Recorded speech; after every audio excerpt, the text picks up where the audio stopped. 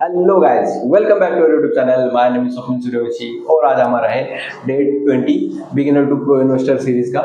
तो इस वीडियो में हम जानेंगे एएसएम और जीएसएम के बारे में। तो जीएसएम क्या होता है?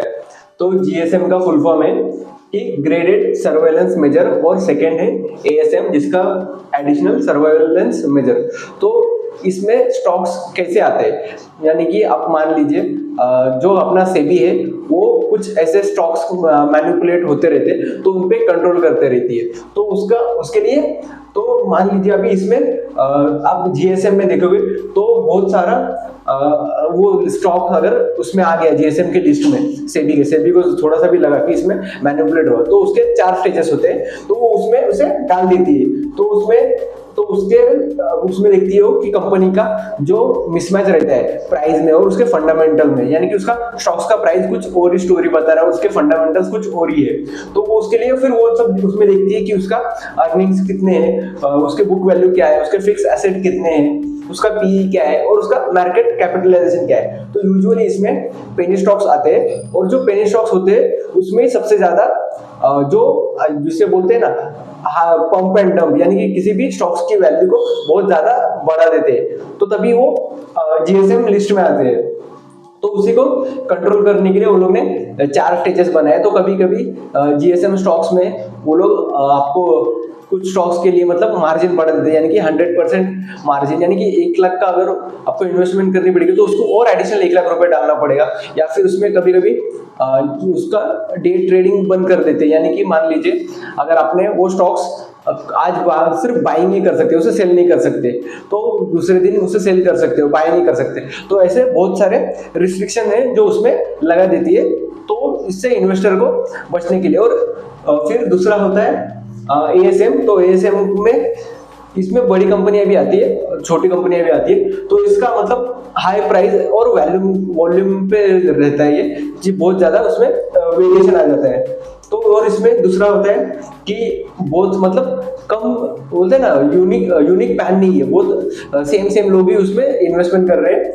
और उसमें उसके बाद वो लोग पीई भी देखते हैं, इसका पीई भी चेक करते हैं। और इसके 2 स्टेजेस होते हैं, एक शॉर्ट टर्म एएसएम स्टेज होता है और दूसरा लॉन्ग टर्म होता है। तो शॉर्ट टर्म में 2 स्टेजेस होते हैं और लॉन्ग टर्म में है उसमें 4 स्टेजेस होते हैं। तो हम अभी इसमें इतना डिटेल में नहीं जाएंगे, बट मैं आपको बता दूं कि आप एनएसई की वेबसाइट पे देख सकते हैं कि कौन कौन से स्टॉक्स है जो कि एएसएम और जीएसएम की लिस्ट में है, और आपको इन स्टॉक्स में इन्वेस्ट नहीं करना है। तो इसके लिए मैं उसका जो लिंक रहता है एएसएम और जीएसएम स्टॉक्स का वो भी इसमें डाल दूंगा, तो आपको पता चलेगा कि किसमें आपको पैसा नहीं डालना है।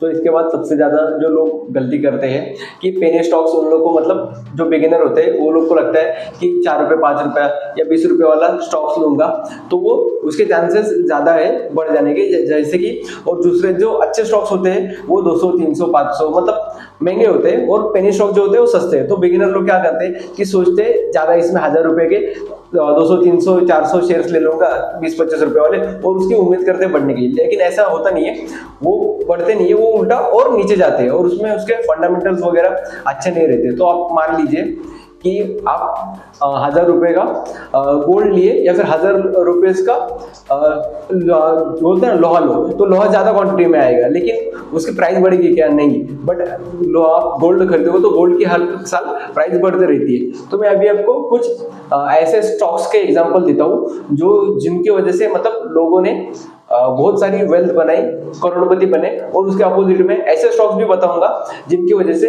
जो लोग हैं वो रोड पे आए हैं। तो सबसे पहले तो है कि पीडीलाइट, यानी कि आपको पता ही रहेगा फेविकॉल, जो कि फेविकॉल बनाती है। पीडीलाइट एक बहुत बेस्ट कंपनी है जिसने मतलब 20-25% से ज्यादा रिटर्न दिया हर साल।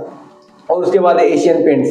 तो आप सबको पता रहता है एशियन पेंट्स यानी कलर का पेंट का इनका बिजनेस है। और उसके बाद एमआरएफ की तो बहुत स्टोरी भी फेमस है। और उसके बाद है विप्रो। तो इन लोगों ने 10-10 साल पहले, 15-15 साल पहले इस कंपनियों में इन्वेस्ट करके करोड़पति बने, उनकी अच्छी खासी वेल्थ बनी। तो इसी के अपोजिट में मैं अभी आपको डार्क रियलिटी बताता हूँ, क्योंकि हम सबको पता है कि बहुत से लोग का मतलब पैसा डबल होता है, तो वो जाता भी कैसे है। फॉर एग्जांपल अभी जो कंपनी है यस बैंक, तो यस बैंक में कुछ घोटाला हुआ, तो मैनिपुलेशन वगैरह हुआ, तो उसका प्राइस आज 22 रुपए पे है। वो पहले था कभी टाइम पे वो 400 रुपए 300-400 रुपए पे ट्रेड करता था। मान लीजिए जिसने किसी इन्वेस्टर ने उसमें 1 लाख 2 लाख रुपए डाला होगा, तो उसका तो आज 10-20 हजार ही उसमें बचा रहेगा, तो उसकी 90% वेल्थ जो है वो खत्म हो चुकी है। तो वैसे ही किंगफिशर एयरलाइंस, तो किंगफिशर एयरलाइंस भी एक टाइम पे बहुत महंगा स्टॉक था, तो बट अभी उसकी तो वो ट्रेड भी नहीं हो रहा है, मतलब वो एनएससी पे ट्रेड भी नहीं हो रहा है। तो जिन्होंने उसमें पैसा इन्वेस्ट किया रहेगा, तो विजय माल्या तो अपना स्कैम करके भाग गया और लोन लेके इतना, और अभी उसके जिन्होंने उसके शेयर्स खरीदे होंगे उनकी भी मतलब जो वैल्यू है वो पूरी जीरो हो चुकी रहेगी। और उसके वैसे रिलायंस पावर लिमिटेड था, जो एक टाइम पे जब इसका आईपीओ आया था तो सब लोग पागल हो रहे थे, जो इसका मतलब आईपीओ 200-250 के आसपास था, बट अभी वो कितने पे ट्रेड कर रहा है, 26 रुपए पे। तो ये कुछ एग्जांपल है जो अच्छी कंपनी और बैड कंपनी है। तो आप क्या कर सकते हो, तो आप इसको कम करने के लिए इंडेक्स फंड में, म्यूचुअल फंड है उसमें इन्वेस्ट कर सकते हो, तो आपका रिस्क कम होगा। तो कैसे, यानी कि वो टॉप 50 कंपनीज में आपका पैसा जाता है, तो कोई भी अगर उसका स्कैम हुआ या उसका मार्केट कैपिटलाइजेशन कम हुआ, तो ऑटोमेटिकली वो लिस्ट से बाहर हो जाती है, तो आपका उसमें रिस्क भी कम हो जाता है। तो अभी इसके बाद हम नेक्स्ट वीडियो में जानेंगे फोमो क्या होता है, और मैं इन्वेस्टमेंट के कुछ आइडिया भी दूंगा, स्मॉल केस क्या होता है वो बताऊंगा। तो अभी आज के वीडियो में तो इतना ही था, जिसमें हमने एएसएम और जीएसएम के बारे में जाना, और कौन सी कंपनियां जिन्होंने मल्टी बैगर रिटर्न दिए, और जो कंपनियां डूब भी गई, तो आपको इन कुछ कंपनियों से सावधान रहना है। तो उम्मीद करता हूँ ये वीडियो आप सबको अच्छा लग रहेगा। तो इस वीडियो को अपने दोस्तों के शेयर कीजिए, और इस प्लेलिस्ट को जिसको भी शेयर मार्केट के बारे में सीरियसली सीखना है उनसे शेयर कीजिए। Thanks for watching.